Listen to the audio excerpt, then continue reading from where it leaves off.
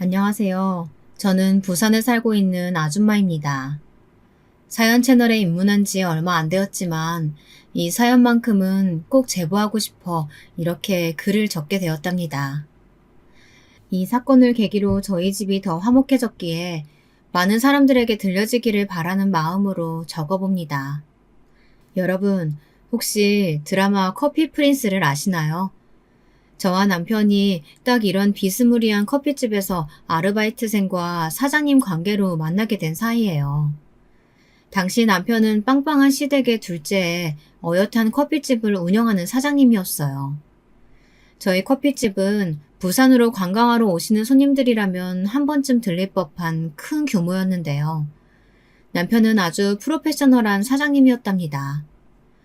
아르바이트생으로 들어온 저는 이제 막 커피에 열정을 가지고 있던 풋내기 여자애였고요. 그런데 어느 날 남편의 대시로 연애가 시작된 거예요.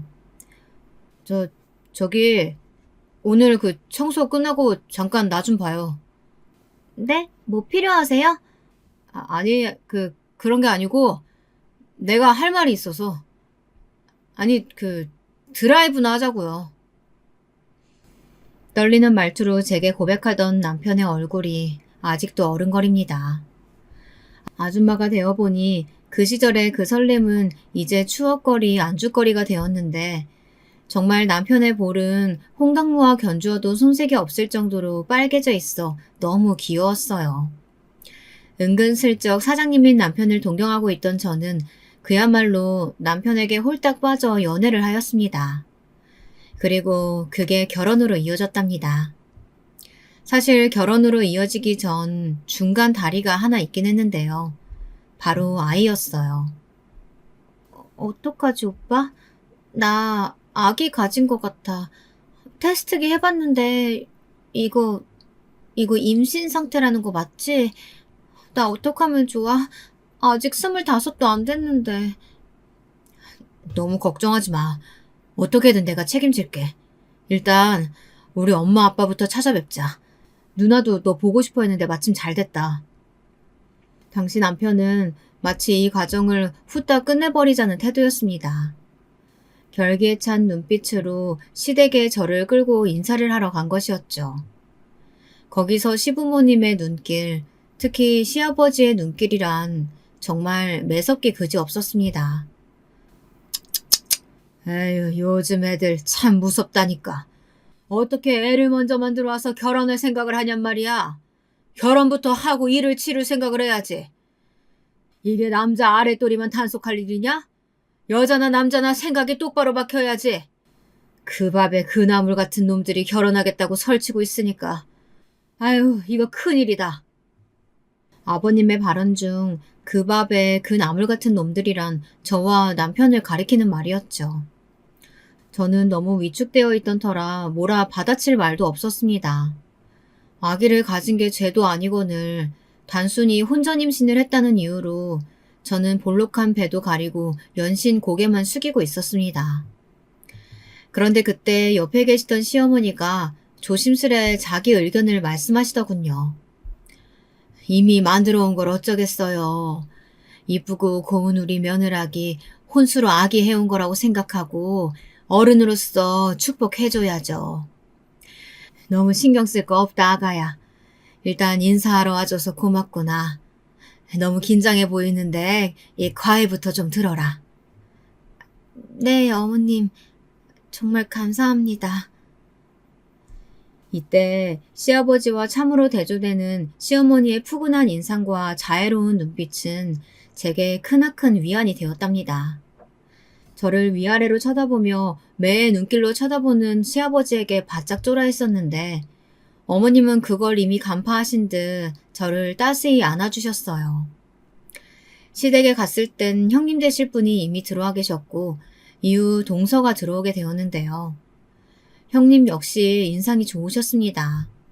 학교에서 아이들을 가르치는 수학 교사라고 하셨는데 특유의 근엄하고 진지한 분위기가 있으시긴 해서 어렵게 느껴지긴 했었지만 전체적으로 따뜻한 느낌이셨어요. 저에게 대하시는 것도 그랬고요. 나중에 저에게만 이렇게 속삭이더군요.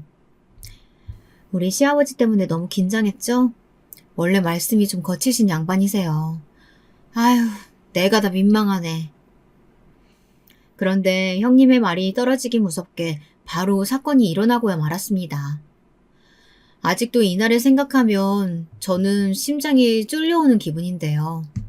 거실에서 고성이 들리는 거였어요. 시아버지는 아까 있던 일로 소리를 쾅쾅 치고 있으셨습니다. 들어보니 시어머니가 아까 저를 감싸주신 것이 마음에 안 드셨던 건지 어디서 여자 주제에 말을 크게 하냐고 그렇게 말씀하시더군요. 너무 놀라 어버버 하고 있는데 뒤에서 하신 형님의 말씀에 이것이 시댁의 평범한 풍경이라는 것을 알게 되었습니다. 그게 두 번째 충격이었죠. 나중에 당황한 남편 역시 아버지를 뜯어말리고 나서야 사태가 겨우 진정되었습니다. 남편은 원래 이러진 않는데 라며 한숨을 푹 쉬더라고요. 하지만 전 그때 어떤 촉이 왔어요. 쎄한 촉이요. 형님의 말 뉘앙스를 보아서도 시어머니의 말없이 우울한 얼굴에서도 그건 아주 일반적인 풍경이었답니다.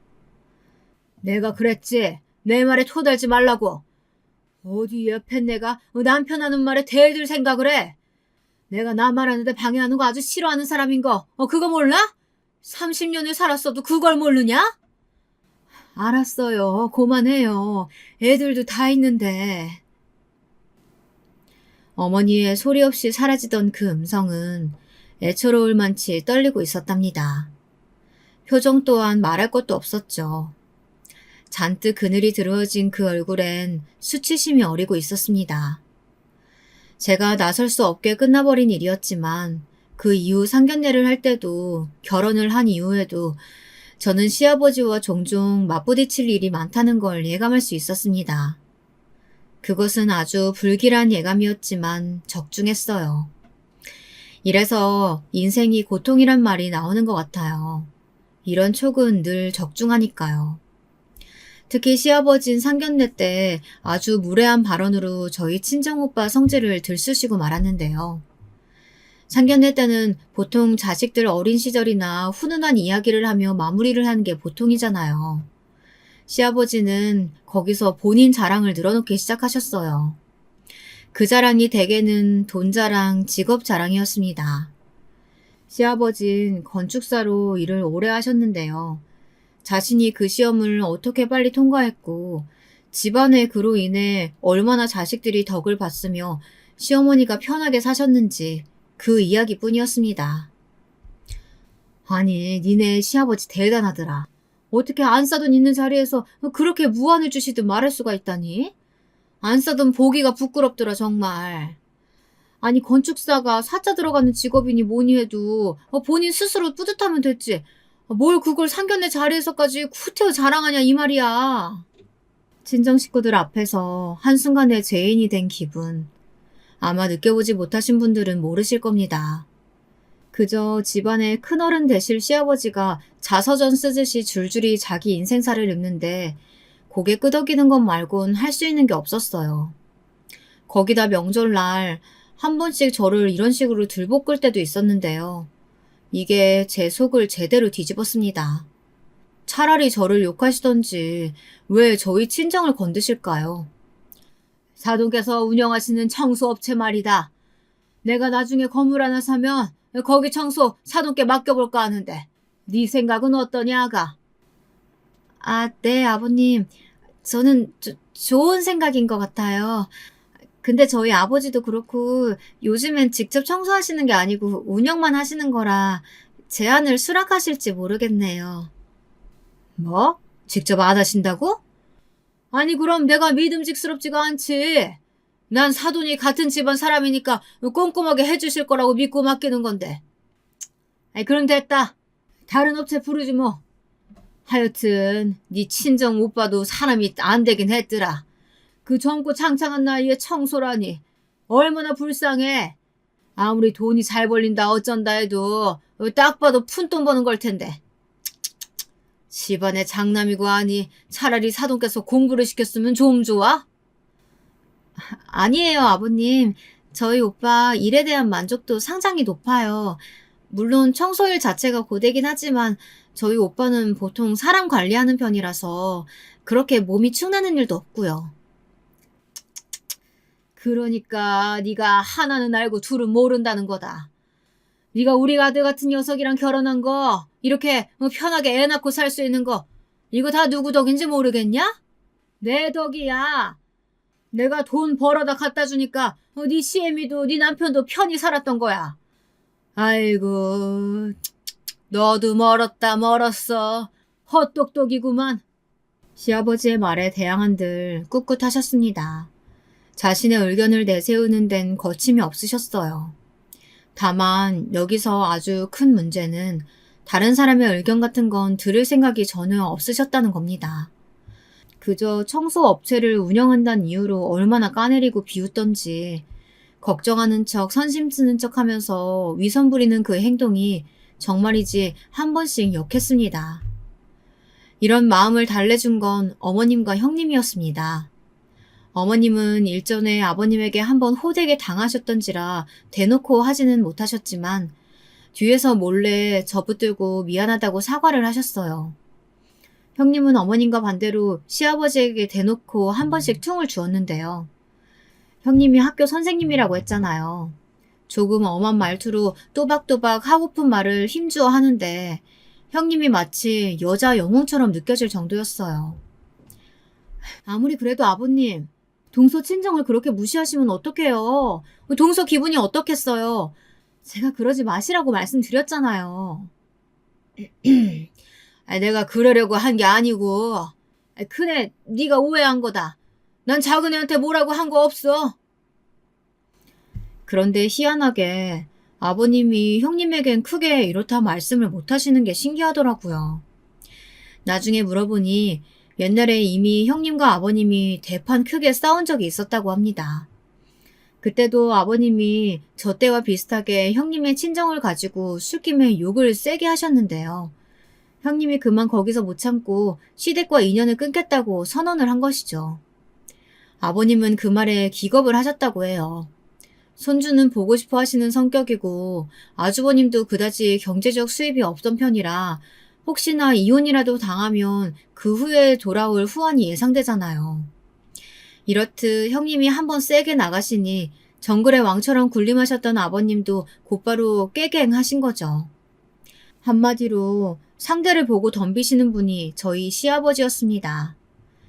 강자에겐 약하고 약자에겐 한없이 강한, 참 이런 말 못하지만 한마디로 비열한 구석이 있으셨죠.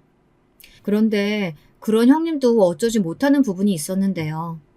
제가 시댁의 이 암흑 같은 비밀을 알게 된 건 결혼한 지 1년째 비스무리하게 되던 날이었어요. 어느 날 시어머님과 형님 두 분이 대화를 나누고 계시는 걸 우연히 듣게 된 거죠. 근데 그 대화 내용에 소름이 오서서 돋았습니다. 어머님, 너무 심내지 마세요. 아버님 이러시는 거 한두 번 아니라 저도 속상하긴 하지만 그냥 지나가는 바람이실 거예요. 그래, 나도 그렇게 차라리 믿고 싶은데 이번엔 어쩐지 감이 안 좋아. 왠지 안 좋은 일이 일어날 것 같구나.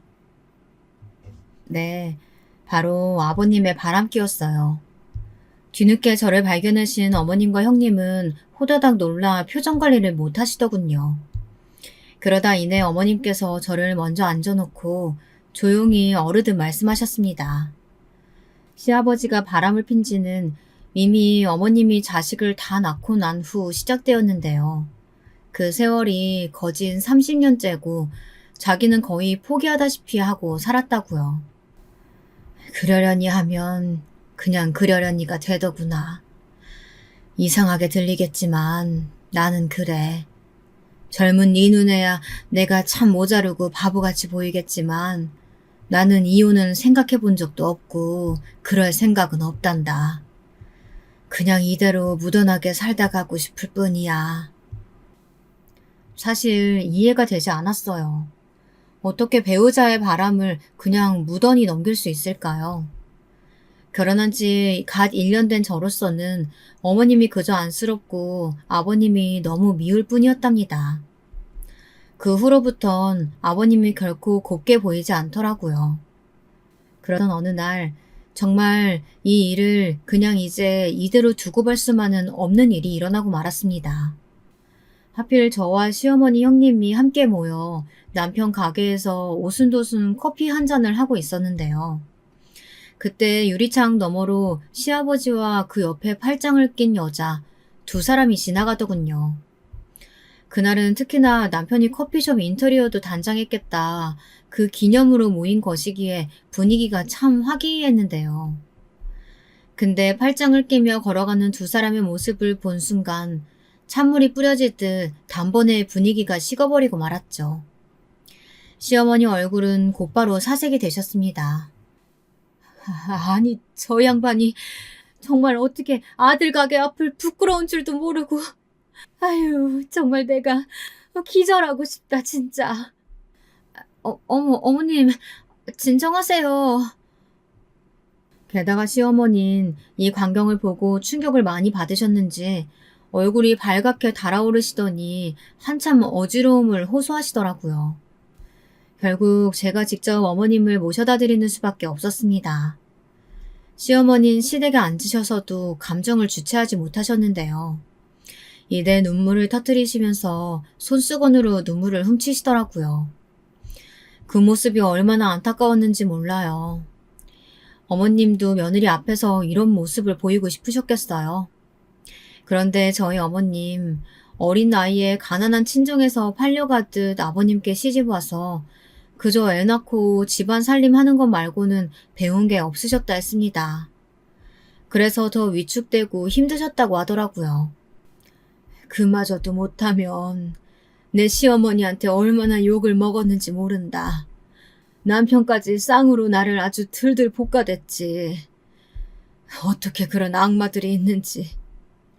그때는 어려서 그냥 당하고 살았는데 내 지난 세월 돌아보면 그저 다 한이다. 그냥 얼른 빨리 죽었으면, 그래서 이 꼴 안 보고 살았으면 낫겠구나 싶다. 이젠 다 내려놓고 싶어. 어머니의 한이 어느 정도였으면, 얼마나 가슴에 사무치셨으면 둘째 며느리인 저를 데리고 그런 말씀을 토해내셨는지. 그 마음이 공감되기도 하고 가슴이 아프기도 했습니다. 근데 이걸 남편에게 말하면 남편은 딱히 이렇다 할 해결책을 제시하지 못하더라고요. 일반적이지 않은 것을 계속 보다 보면 어느새 익숙해진다는 말도 있잖아요. 남편은 딱 그 상태 같았습니다. 나도 아버지 그러는 거 마음에 안 들어. 당연히 싫지. 엄마도 불쌍하고. 근데 어쩌겠어. 아버지가 나 학비 다 대주고 커피 공부 유학도 시켜주고 뭐 받은 혜택이 너무 많으니 뭐라고 할 말이 없어. 그리고 무엇보다 내가 이혼을 권해도 엄마가 말을 안 듣는데 어떡해. 아니야. 어머님, 아버님이랑 살고 싶지 않으셔. 벗어나고 싶으시다고. 근데 용기가 없으신 것뿐이야. 평생 가정주부로 집안에서만 살아오셨으니까 막상 이혼해서 나와 산다고 해도 막막하셔서 이대로 지내시는 거라고. 근데 어머님 이러다 정말 병드셔. 어머님 연세에 병드는 거 특별한 일도 아니잖아, 여보. 나는 무서워. 우리 어머님 이러다가 완전히 망가지실까 봐.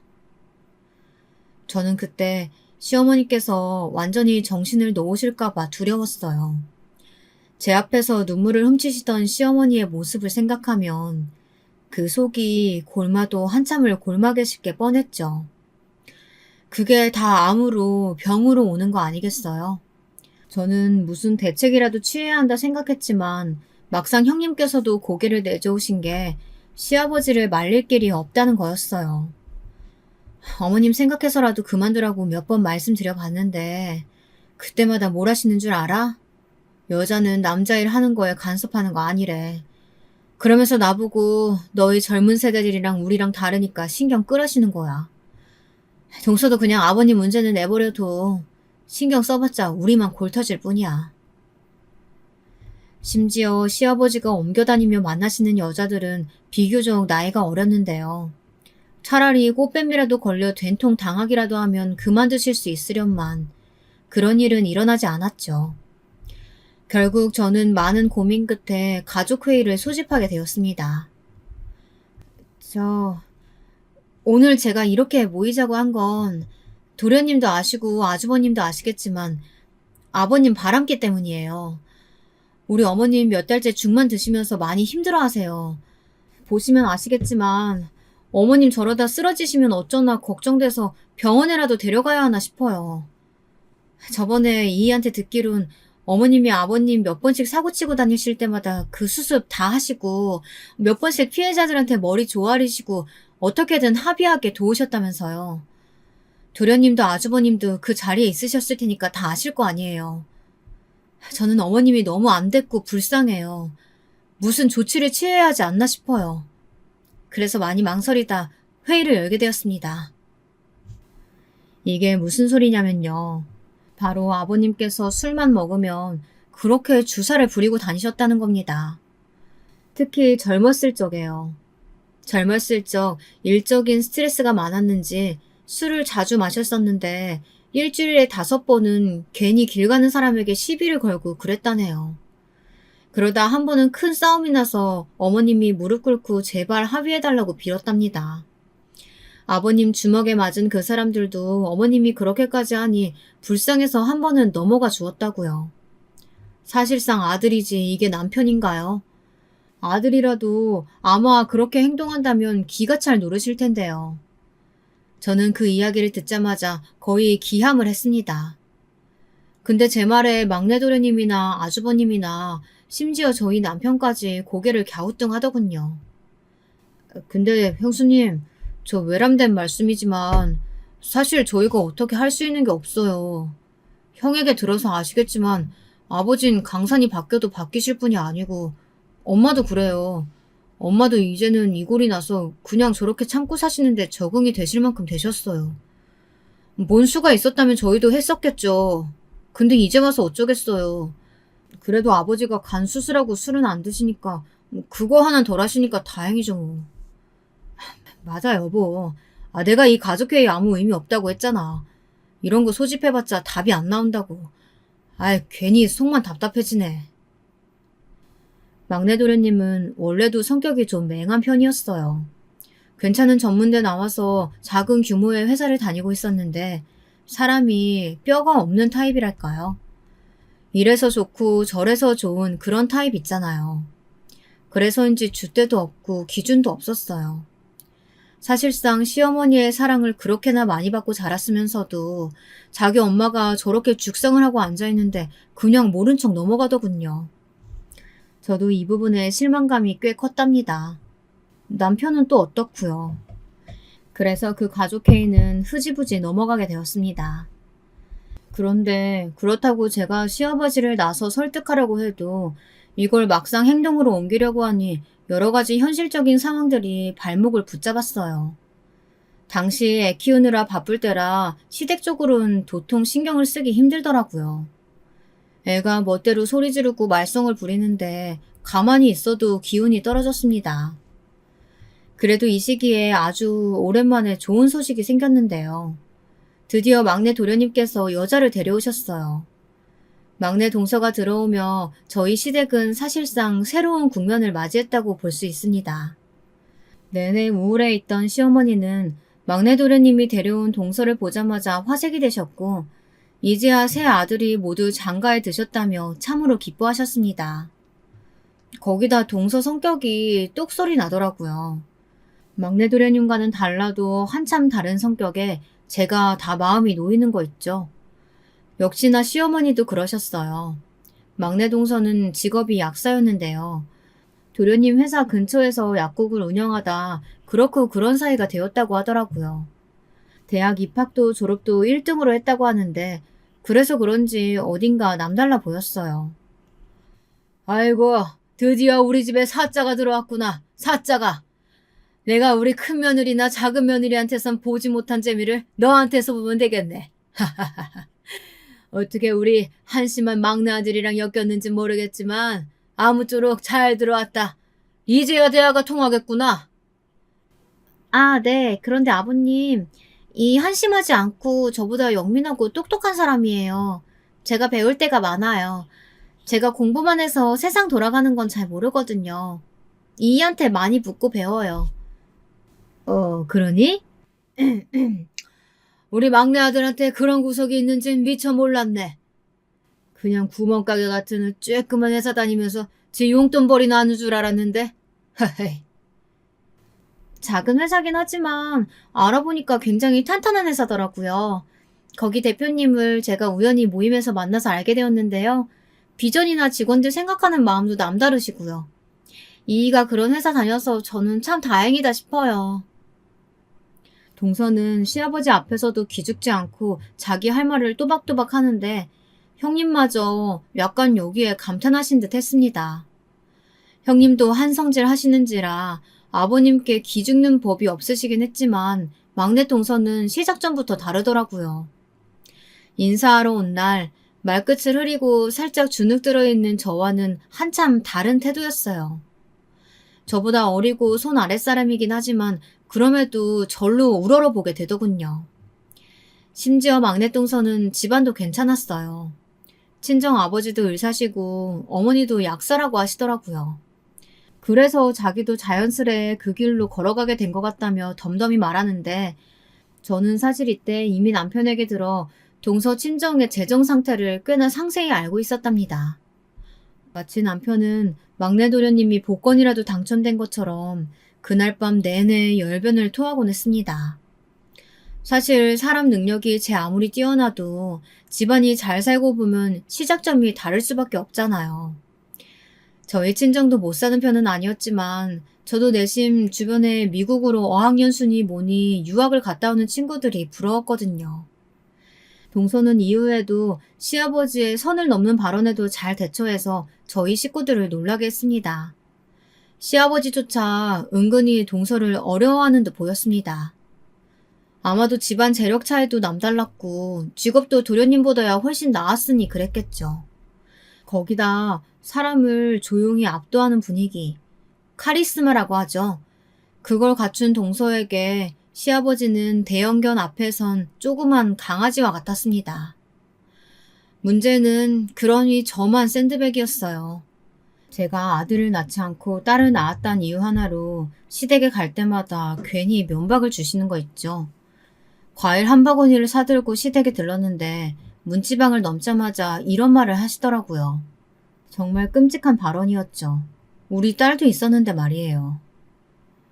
아니, 내가 우리 집안 대일 아들 낳아오라니까 쓸데없이 계집애가 뭐냐 계집애가. 네 형님도 그렇고 너도 줄줄이 계집애 나왔으니 에이 밥맛이 뚝 떨어진다. 세상에 손녀 얼굴 보며 밥맛 떨어진다고 하는 시아버지가 세상에 어디 있을까요? 저는 듣자마자 우리 딸 귀를 막아주고 싶을 정도였어요.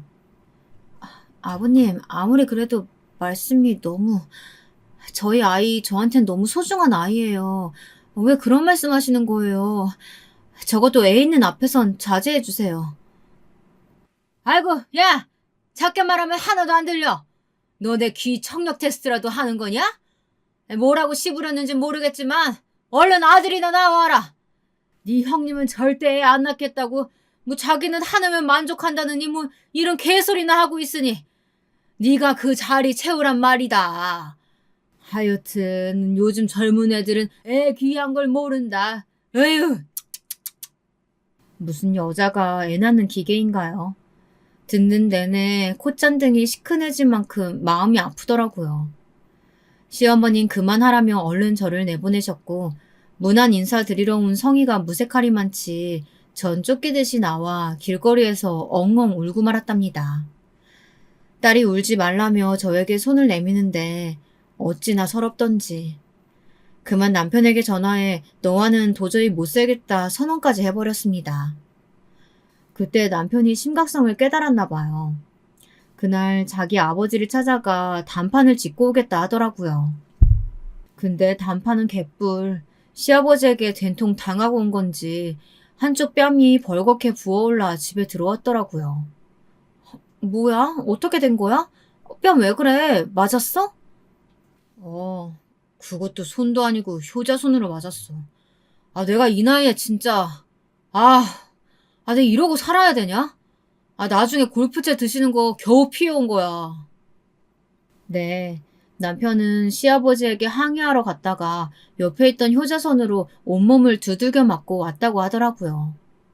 남편이 좀 허약 체질이긴 했지만 아무리 그래도 그 노인네를 못 이길 만큼은 아닌데 아마 부모이기에 손을 대긴 그랬나 봅니다. 흠씬 두들겨 맞고 집에 와 소주를 벌컥벌컥 들이키는데 그때 생각했어요. 남편에게는 SOS 같은 거 보내지 말아야겠다고요. 일절 도움이 안 되니까요. 야, 너 고깟 한 소리 좀 들었다고? 어디 여자가 남편한테 일러서 자기 부모한테 찾아오게 만들어? 이런 배은망덕한 것을 봤나? 그 못된 버릇 당장에 고쳐라.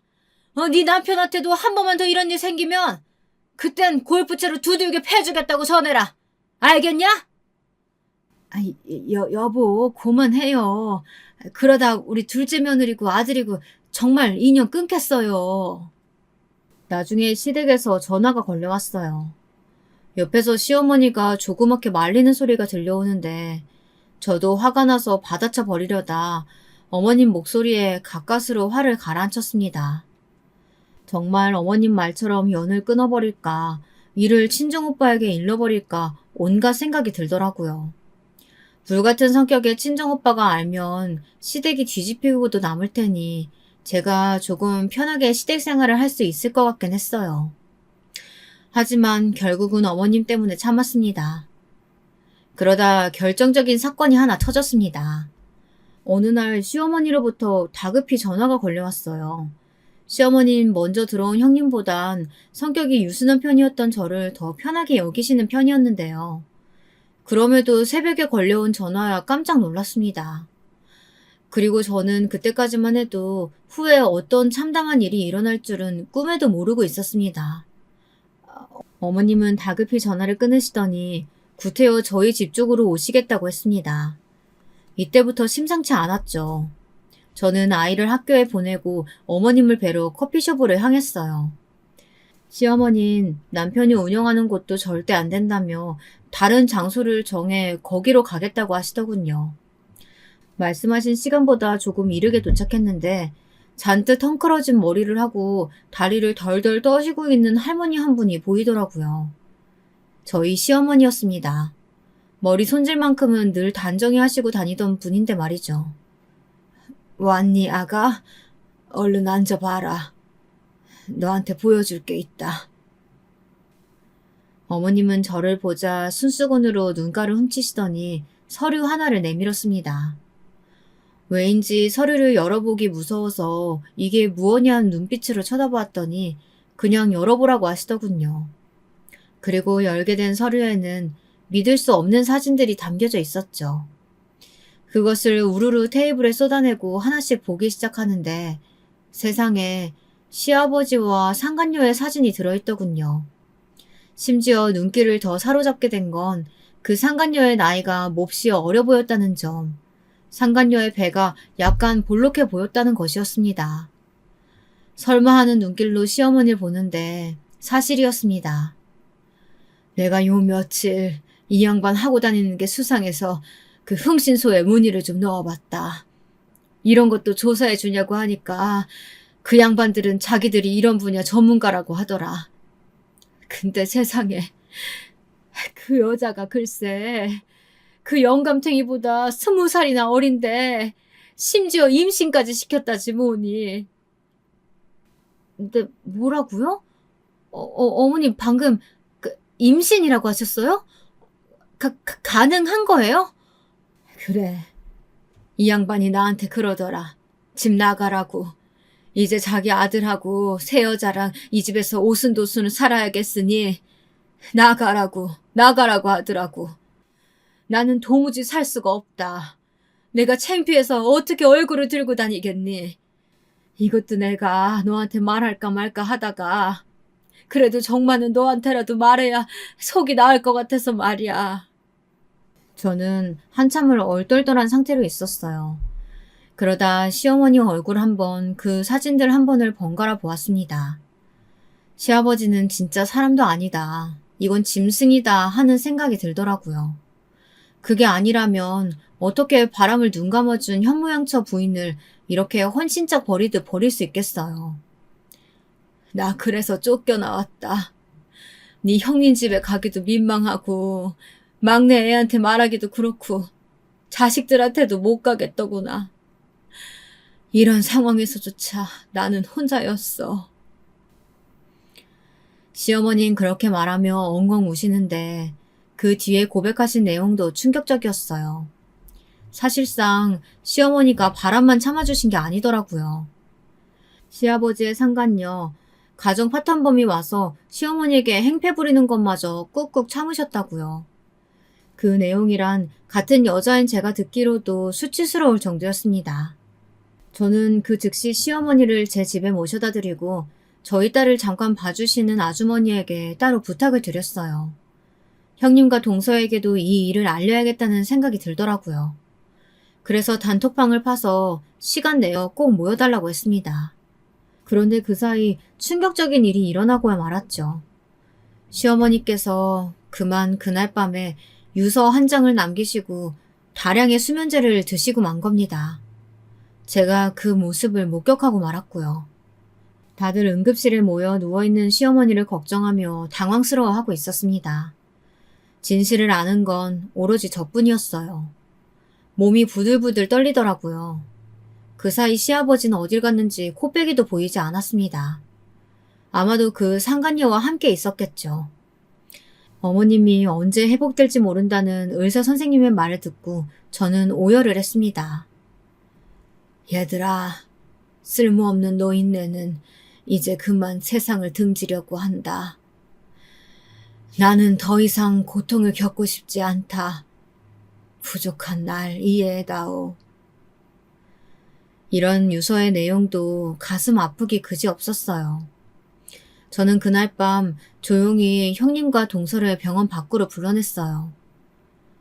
다들 놀라지 말고 제 이야기 들어주세요. 나 이거 혼자 감당할 자신이 없어서 두 사람에게 말하는 거예요. 시어머니가 왜 그런 선택했는지 전 알아요. 낮에 절 찾아오셨어요. 그리고 말씀하셨어요. 시아버지가 바람을 폈는데 이번엔 시어머니한테 아예 나가라고 했다고 해요. 심지어 그 상간녀는 시아버지보다 20살이나 어리고 애까지 뵀다고요. 여기 사진들 보이시죠? 가여운 우리 어머님 갈 곳이 없어서 며칠간 모텔 전전하시다가 절 찾아오신 거였어요. 뭐야. 그러니까 아버님이 또 그새 바람을 피셨는데 이번에는 애까지 만들어 왔다고? 그래서 이런 선택을 하신 거라고? 이건 아니지. 노인네가 지켜야 할 선이 있는 법이지. 아니 저번에 동서가 가족회의 소집했을 땐 나도 딱히 해결할 방법이 없다고 생각해서 입은 다물었어. 근데 이건 정말 아니지.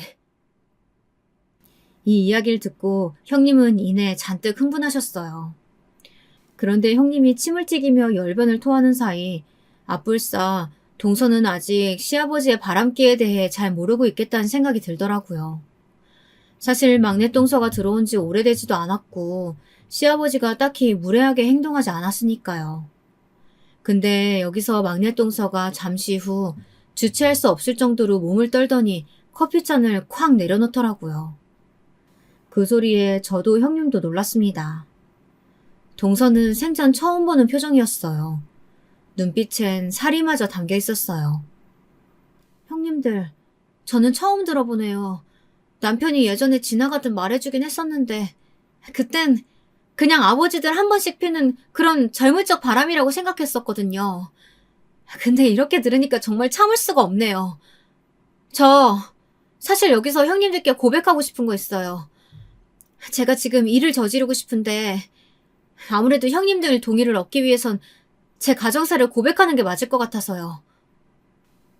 가정사? 저 부유한 친정에서 자랐지만 저희 아버지 그리고 할아버지 모두 타고난 바람둥이셨어요. 유전인지 뭔지 저희 할아버지도 그렇게 할머니 속을 썩이셨다고 귀에 인이 박히도록 들었는데 아버지가 그 기질을 똑같이 물려받으셨거든요. 저희 엄마가 1층에서 약국하시는 이유도 아버지 행동 감시하기 위해서 그러시는 거예요. 병원에서 일하는 간호사며 환자며 하도 홀리고 다니시는 바람에 엄마가 병원 망할까봐 걱정이 많으셨거든요.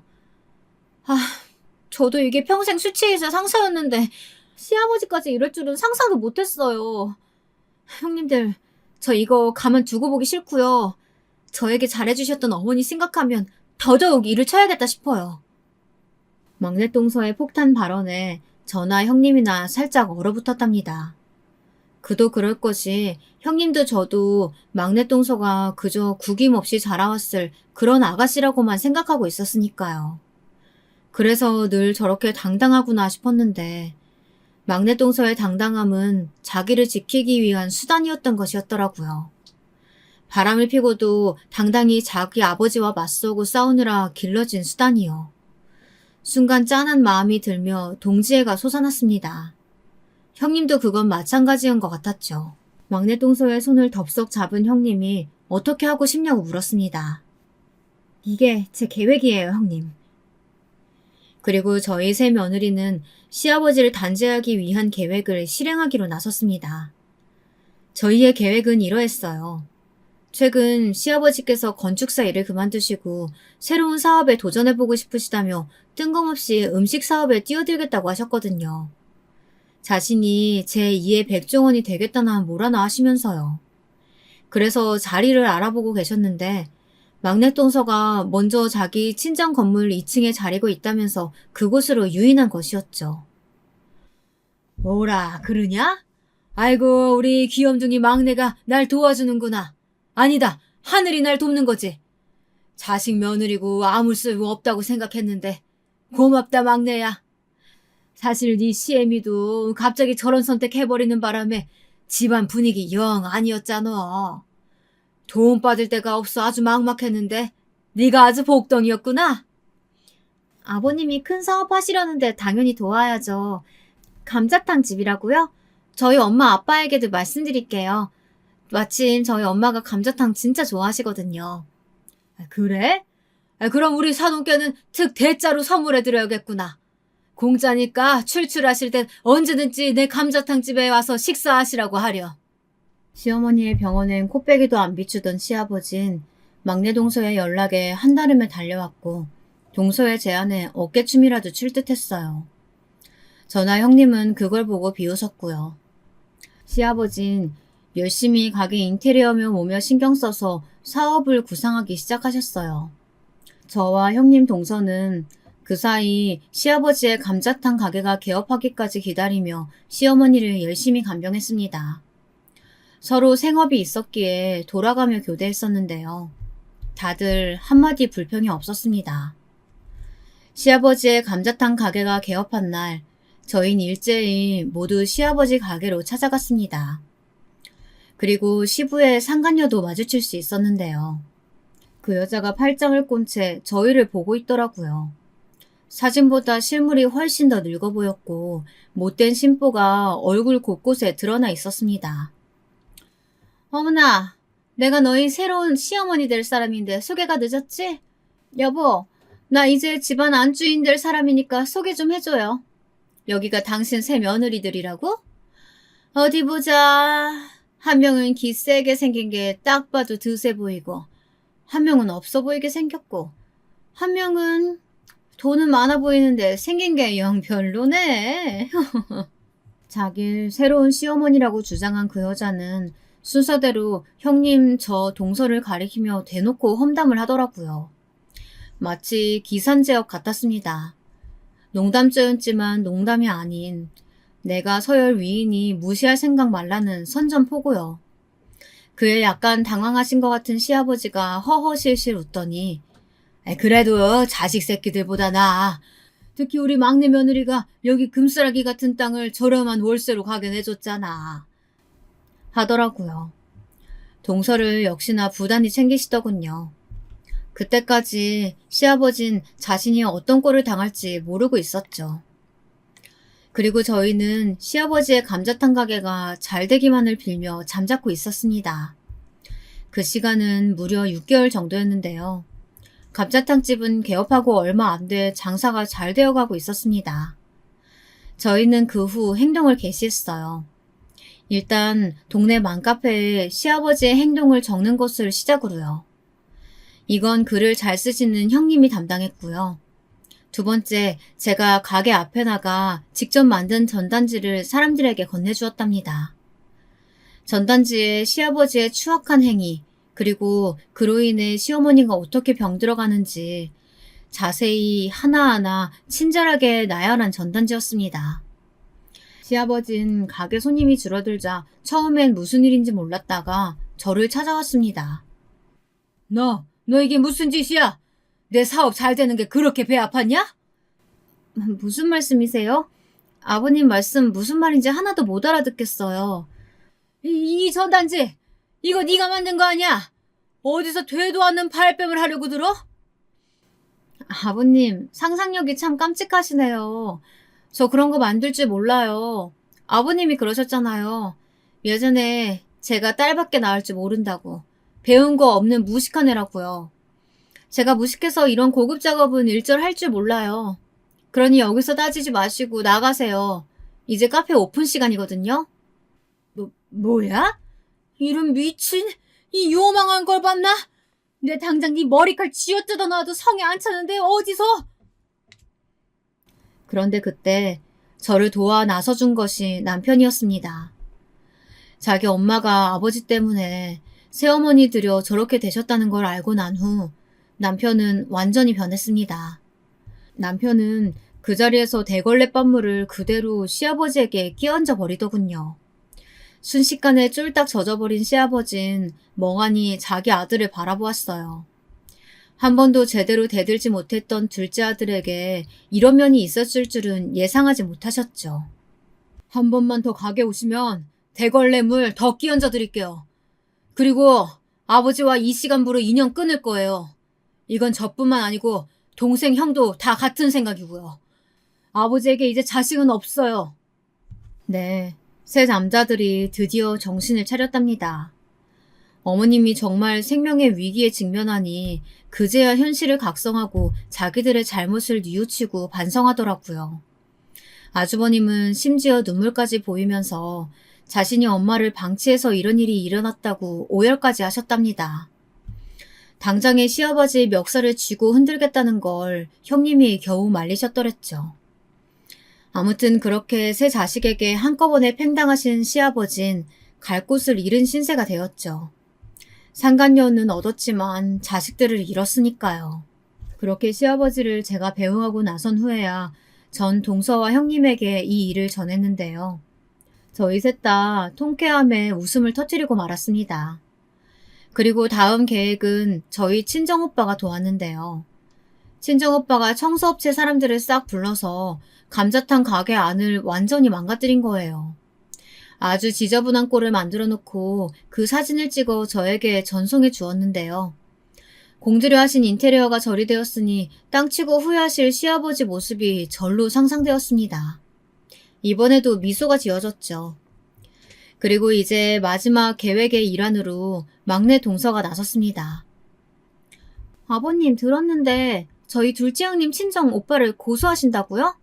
그건 안 되겠는데요? 뭐야? 아니, 가게 안이 이렇게 엉망되었는데 그게 무슨 말이야? 너도 개 편드는 거야? 아버님이 그러시면 저랑 형님 사이가 곤란해져요. 제가 형님께 은혜 입은 게 많아서요. 그러니 아버님이 가만히 계셔주시면 제가 이번에 친정에서 증여받은 작은 건물이 하나 있는데 그거 아버님 드릴게요. 아버님 이번 생신 선물로요. 어때요? 사실 보통 사람 같았으면 동서의 말에 어떠한 다른 의도가 있을까 의심했을 겁니다. 그런데 자기의 끝판왕 아버님은 동서의 말에 눈이 휘번뜩 뒤집어져선 그럼 고소 취하하고 가만히 생일날만 기다리겠다고 하더군요. 저희는 마지막 하이라이트로 아버님의 생신날 준비한 계획을 펼칠 때를 기다리고 있었어요. 저와 남편, 형님네 부부, 동서네 부부까지 모두 모여 호텔 뷔페에 모였습니다. 시아버진 인연을 끊겠다고 한 자식들이 모조리 등장하자 놀라더군요. 그 옆에 상간녀 역시 소문을 들었는지 흠칫하는 눈치였습니다. 그런데 그때였어요. 한 분이 아주 귀티나는 옷을 입고 등장했어요. 왜, 놀랐어요? 뭘 귀신 본 듯 놀라고 그래요. 내가 평생 누워있을 줄 알았나 보지? 당신 때문에 그 지경이 됐는데 병실은 한 번도 안 왔다는 거 듣고 내가 생각을 고쳐먹었어요. 더 이상 피해자로 살지 않기로 했습니다. 당신 같은 변태 영감탱이한테 당하고 살기엔 내 인생이 너무 아깝고 소중하더라고요. 지금껏 당해온 세월 절대 잊지 않고 고스란히 돌려줄 거예요. 기대해라, 이 망할 영감탱이야. 바로 우리 어머니였죠. 시어머니는 고급 호텔 뷔페에 앉아있던 시아버지의 뒤통수를 그야말로 아주 빡세게 후려갈겼습니다. 어머님, 이래봬도 새 자식 길러내고 집안일에도 잔뼈가 굵으신 편이라 손님 하나는 아주 세거든요. 어머님에게 뒤통수를 맞으신 시아버진 악하며 토마토 수프에 얼굴을 푹 담그셨어요. 상간녀는 저희 세 며느리들이 처리했어요. 첫째 형님이 도망가려는 상간녀에게 발을 걸어 넘어뜨리자 제가 뺨을 한 대 갈겨버렸고 동서는 말로 조져놓았죠. 너 같은 가정 파탄범들이 세상에 얼굴 드러놓고 당당하게 돌아다니니까 엄한 자식들이 상처받는 거야. 한 번만 더 저 노인네 앞에 나타나면 내가 그땐 네 자식들에게 친히 편지 써줄 거야. 네가 술집에서 뭐하고 돌아다니는지. 그러자 상간녀는 벌벌 떨며 울며 불며 밖으로 나가더군요. 그런데 시아버지는 아직도 상황 파악이 안 되셨나 봐요. 이 모든 꼴을 당하시고도 자신의 막내 며느리에게 묻더라고요. 그럼 건물은 어떻게 되는? 동서는 빙그레 웃으며 건물 따위 애초에 없었다고 못을 박았답니다. 그리고 매출 안 나오는 감자탕 가게에 당장 빼라며 지금 안 빼면 더한 후원이 있을 거라고 말했죠. 그제야 후회의 눈물을 떨구던 시아버진 어머님을 붙잡고 용서해달라고 빌었지만 어머님은 그보다 더 매서운 말로 휘갈겼습니다. 야심차게 차린 감자탕 가게야 이미 매출 하락세 탄 지 오래고 내 이쁜 새 며느리들이 이혼 소송에 아주 좋은 변호사 고용해뒀다고 하더라고. 위자료 세게 물꺽 각오하고 있어. 이참에 정신교육 제대로 받고요. 그 후 저희는 단란한 가족이 돼 이제야 자식은 자식으로서 며느리는 며느리로서의 도리를 하며 그 누구보다 행복한 마음으로 살아가고 있답니다. 여러분, 부디 바람은 피지 마시고 가정에 충실하며 사시길 바랍니다. 그럼 이만 사연 마칠게요.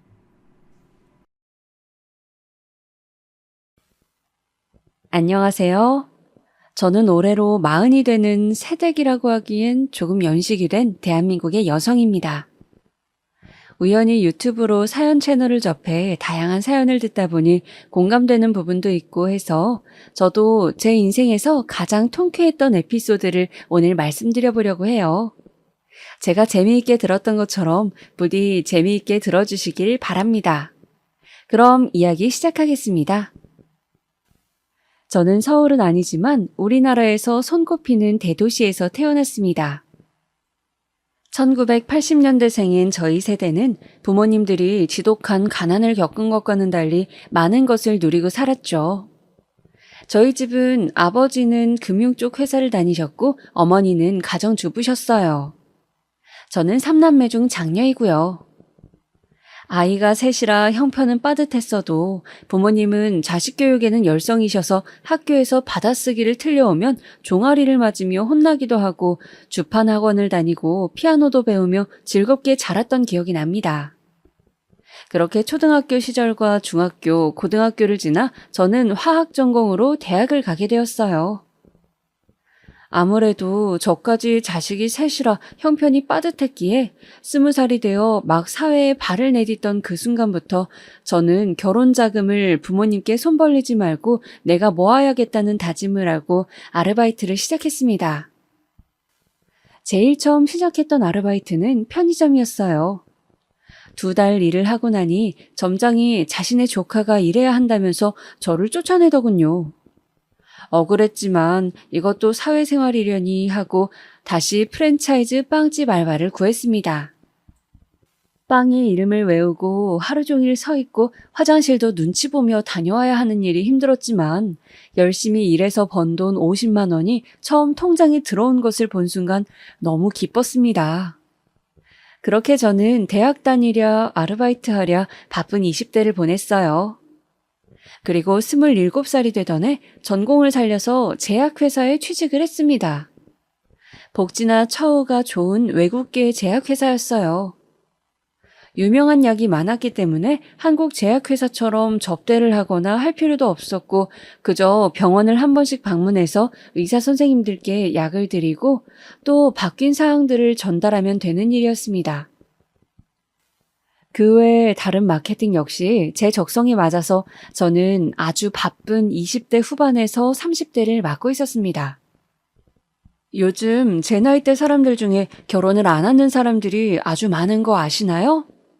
저는 제 친구들 중에 아직 결혼을 하지 않은 친구가 10명도 더 되는데 집값도 높고 살기가 워낙 팍팍하다 보니 그냥 내가 벌 수 있는 한정된 돈을 나 자신에게만 쓰고 편하게 살겠다는 입장이 이해가 되기도 하더라고요. 물론 저는 꼭 나이가 너무 많아지기 전에 결혼을 하겠다는 입장이었지만요. 대학 다닐 때 남자친구를 한두 번 사귀기도 했고 소개팅도 했었는데 결혼할 사람을 찾다 보니 경제력이며 뭐며 여러 가지를 고려해야 하더군요. 사람이 착해도 능력이 없으니 연애를 해도 힘들고 또 너무 잘난 남자도 부담스럽고요.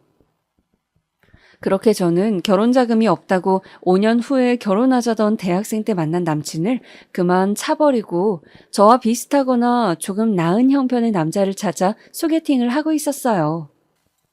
늦어도 35살 전에는 결혼을 해야겠다는 생각 때문이었죠. 줄기차게 소개팅을 했지만 마음에 드는 남자를 만나기는 쉽지 않더군요. 이렇게 쉽지 않으니 다들 결혼정보회사니 뭐니 그런 데를 가나 싶기도 하고 초조하기도 했습니다. 계속 나이를 먹어가는데 저도 얼른 번듯하게 결혼을 하고 싶었거든요. 그러던 중 회사에서 회식이 있었어요. 저는 마케팅 부서에 있었는데 영업부에 있는 권대리라는 분과 우연히 옆자리에 앉게 되었습니다. 다들 술을 많이 마셔서 정신없는 분위기였는데 이분만은 술이 굉장히 세신지 멀쩡하시더라고요. 저는 그것이 신기해. 술 많이 드셨는데 멀쩡하시네요? 하고 말을 걸었습니다. 그랬더니 이분이 웃으며 자신은 원래 술이 세서 회식 자리가 별 재미없다면서 요즘 취미로 열대어 키우는데 사진 볼래요? 하는 것이었어요. 다 큰 성인 남자가 열대어라니 저의 선입견일 수도 있지만 굉장히 신기해서 보여달라고 하며 이야기를 나누게 되었습니다. 그렇게 그 사람과 몇 번 밖에서 밥도 먹고 맥주도 한잔하면서 점차 가까워지게 되었어요. 꽂히면 한 분야만 지식을 쌓는 저보다 훨씬 다방면으로 아는 것도 많고 아주 똑똑한 사람이었습니다. 제가 잘 모르던 서양사라든지 여행 이야기 등 정말 무슨 이야기를 묻기만 하면 줄줄 나오는 통에 정말 한시도 지루할 틈이 없었어요. 그렇게 이야기를 나누면서 문득 이렇게 똑똑하고 자신감 있는 재미있는 남자랑 산다면 정말 즐겁겠다는 생각이 들었습니다. 거기다가 집안 형편도 나쁘지 않더군요. 부모님이 집도 있고 상가도 있는 둥 먹고 살 만한 형편이고 시어머니도 젊을 때 미대를 다니셨다는 걸로 보아 유복한 집안 출신인 것 같았어요.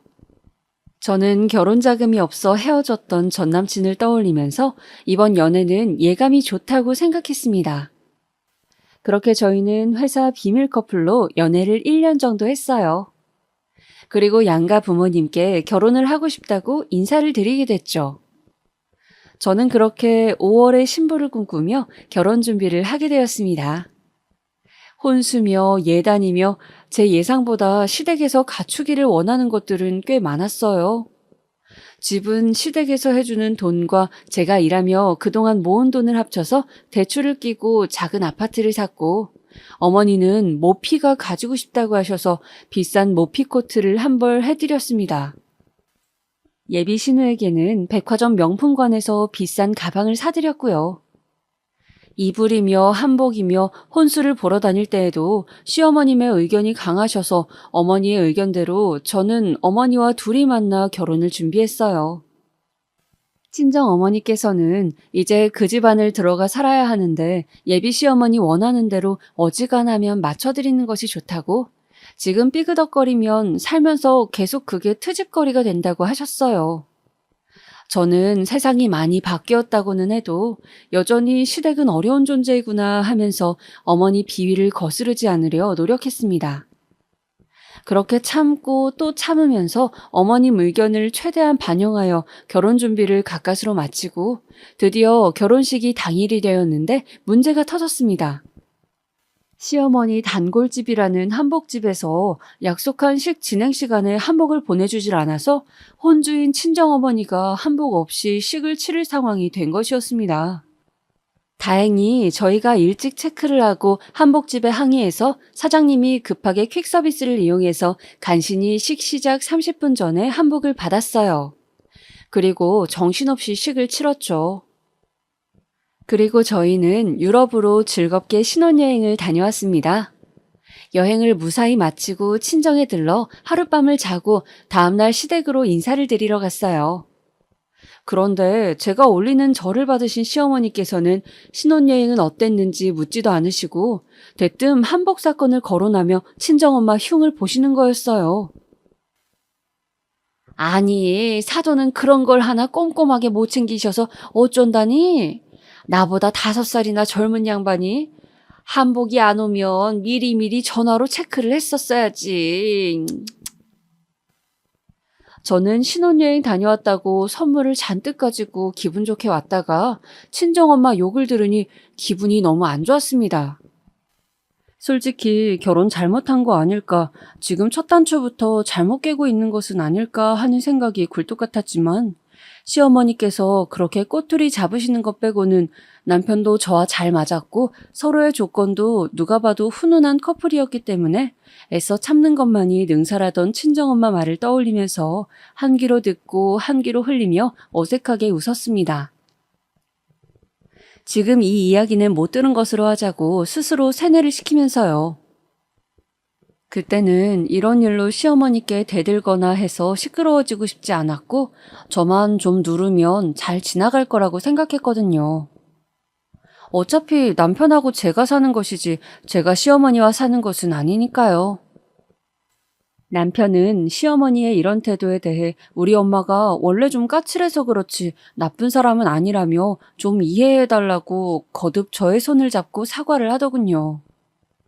저는 그저 그렇게 남편의 사과를 받고 넘어가는 것이 그 당시에는 최선이라 생각했습니다. 참으면 참을수록 저에게 더 큰 시련이 닥칠 수 있다는 것을 그때는 몰랐거든요. 그렇게 결혼한 지 5개월이 지나 저는 임신을 하게 되었습니다. 제 나이 33살이었죠. 임신 3개월이 되기 전 조금 피가 비친다는 소견이 있어서 조심하고 있을 때였습니다. 10월 시아버지의 생신이 있었죠. 저는 첫 생신이라 생신상을 차려드리고 싶었지만 몸이 너무 좋지 않아서 남편과 상의하에 식사를 대접하기로 하고 유명한 한정식집을 예약을 해두었습니다. 시부모님은 약속 시간에 맞춰 식사 장소에 나오셨더군요. 그때부터 사실 어머님은 표정이 조금 안 좋았지만 저는 그저 피곤하신가 보다라고 생각했어요. 한정식은 코스별로 잘 나왔고 특히 구절판과 떡갈비가 맛있었습니다. 식사로 나온 들깨수제비도 고소하고 맛있었고요. 그런데 식사를 다 마치고 저와 신랑이 화장실을 다녀온 사이 시부모님께서 이미 결제를 하신 거예요. 저는 조금 당황스러워서 신랑을 쳐다봤지만 신랑은 이미 돈 내셨으니 어쩔 수 없지 하면서 인사를 하고 집으로 돌아왔어요. 그런데 그날 저녁 저는 시어머니에게서 장문의 문자를 받았습니다. 문자에는 차마 제가 입에 담을 수 없을 정도의 친정 부모님 욕과 감히 며느리가 집안에 들어오자마자 어디 생신에 돈을 써서 해결하려 하냐는 말이 가득 쓰여 있었습니다. 결혼하고 첫 생신을 어떻게 이따위로 할 수 있냐는 것이었어요. 임신을 했다고 해서 이해해보려고 했는데 식사 다 하고 돈까지 우리가 내야겠냐고 어머니는 엄청나게 화를 내셨어요. 어머님께 다시 전화를 걸어서 저희가 결제하려고 했는데 이미 계산을 하셔서 당황해서 저희도 그냥 돌아온 것이라고.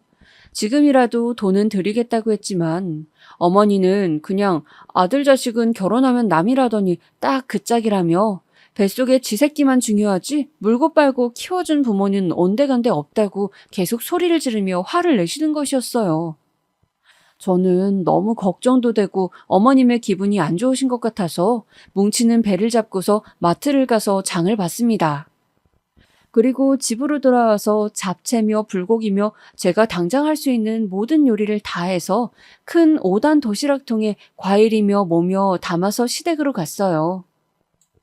그렇게 택시를 타고 시댁에 도착해서 초인종을 누르자 어머니께서는 시위하러 왔냐며 처음엔 문도 열어주시지 않더라고요. 저는 계속 초인종을 누르며 드릴 것이 있으니 문만 좀 열어주십사 부탁을 드렸어요. 그랬더니 어머니께서 못 이긴 듯이 문을 열어주시더라고요. 저는 어머님께 첫 생신을 대접해드리지 못해서 죄송하다고 말씀드리며 제가 생신 음식을 좀 해왔으니 아버님과 저녁에 드시라고 말씀드렸어요. 어머님께서는 도시락을 한 칸 한 칸 꺼내어 열어보시더니 친정엄마가 해준 거 아니냐. 가만 보니 비싼 재료는 하나도 없고 싼 것들만 잔뜩 싸서 만들어 왔다면서 계속해서 저에게 퍼부으시더라고요. 저는 어머니께서 현관에 계속 저를 세워두신 채 소리를 질러서 임신 초기의 몸으로 3시간을 서서 그 수모를 견뎌야 했습니다. 어머님은 자기 성질대로 퍼부으시더니 목이 아프셨는지 쾅 닫고 들어가셨습니다. 저는 울면서 시댁을 나왔어요. 배가 너무 아파서 그 자리에 조심조심 앉아서 배를 문지르면서 아가에게 미안하다고 중얼거렸습니다. 아가야, 고생시켜서 미안해. 아가야, 집 가서 같이 쉬자. 저는 그렇게 울면서 집으로 돌아왔어요. 너무 속이 상해서 친정에 전화를 걸고 싶었지만 부모님이 상황을 아시면 너무 속상해 하실까봐 제 자존심에 이야기를 할 수도 없었습니다. 그저 신랑이 오기만 기다리며 집에서 침대에 누워 하염없이 울었습니다. 퇴근하고 집에 도착한 신랑은 엄마한테 전화를 받았다면서 왜 시키지도 않을 짓을 하냐고, 우리 엄마 한번 성질나면 아무리 달래보려고 해도 듣지도 않는다고, 그냥 아무것도 하지 말라고 도리어 성질을 내더군요. 저는 실컷 고생만 하고 아무도 제 마음을 알아주지도 않아 속상한 마음을 안고 그날을 보냈습니다. 그 후 한동안은 시댁에 가지 않고 태교에 전념했어요. 신랑도 안 가도 된다고 그냥 컨디션 관리나 잘하라고 했어요. 그렇지만 남편의 가족인데 아예 안 볼 수도 없고 그해 추석에 다시 찾아뵈면서 저는 또 시집살이를 겪게 되었습니다. 시어머니의 성격은 종잡을 수가 없었습니다. 아무 일도 없어도 당신 기분이 안 좋은 날은 온갖 트집을 잡아서 짜증을 내는 것이었어요. 그렇게 짜증을 낼 때면 주변에 다른 사람들이 얼마나 스트레스를 받는지 전혀 모르시는 분 같았습니다. 급기야 추석 명절에 식탁에서 시아버지는 아무 말도 하지 않고 방으로 들어가 누워버리셨고 어머니는 시아버지께 화를 내다가 남편과 또 언쟁을 벌이고 저는 만삭의 배를 안고 제사 음식을 한 데다가 그날 내내 식탁에 앉아 안절부절 못하며 고함 소리를 고스란히 듣고 벌을 서야 했어요. 저희 부모님은 싸움을 하셔도 조용히 싸우시는 편이었기 때문에 저는 이런 상황이 너무 당혹스러웠습니다. 이렇게 우여곡절 끝에 저는 자연분만으로 예쁜 아기를 낳았습니다. 막판에 진통을 할 때 온몸이 찢어지는 고통 때문에 너무 아팠지만 그래도 태어난 아기는 너무 예뻤습니다. 저는 아기가 혹시 감기라도 걸릴까 무척 조심하고 매일 아기용품을 소독하는 등 아주 많은 부분을 청결을 유지하려고 애를 쓰며 100일까지 아이를 키웠습니다. 요즘은 분유를 많이 먹인다지만 아무래도 모유가 좋겠지 싶어서 모유량도 늘리려 노력하고 부지런히 잠을 줄여가며 유축도 해두었어요. 시어머니는 저의 이러한 노력이 무색하게 아기 낳은 당일에도 예고 없이 병원을 들이닥쳐서 당황하게 하시더니 제가 애기 젖을 먹이든 말든 벗은 제 가슴을 빤히 시아버지와 바라보면서 애가 젖을 잘 먹네, 못 먹네, 저를 젖소 취급하는 것이었습니다. 저는 또 한 번 기가 막혔지만 좋은 것이 좋은 것이라 또 싸우고 싶지 않아 웃으며 말씀드렸어요. 어머니, 아기가 너무 어려서요. 제가 젖 먹이느라 항상 옷도 제대로 안 입고 있고 아버님도 계신데 제가 좀 민망해서요. 혹시 아기 좀 클 때까지는 영상통화를 자주 하시면 어떨까요? 일주일에 한 번 정도 저희가 댁으로 찾아뵙고요. 저희 집에 오실 때 미리 연락을 좀 해주셨으면 하고요. 제 말을 들은 어머니는 표정이 안 좋아지셨지만 그 후로는 갑자기 들이닥치진 않으시더군요. 대신 일주일에 한 번은 꼭 방문해서 아기를 보여달라고 하셔서 저는 꼬박꼬박 가서 아기를 보여드렸어요.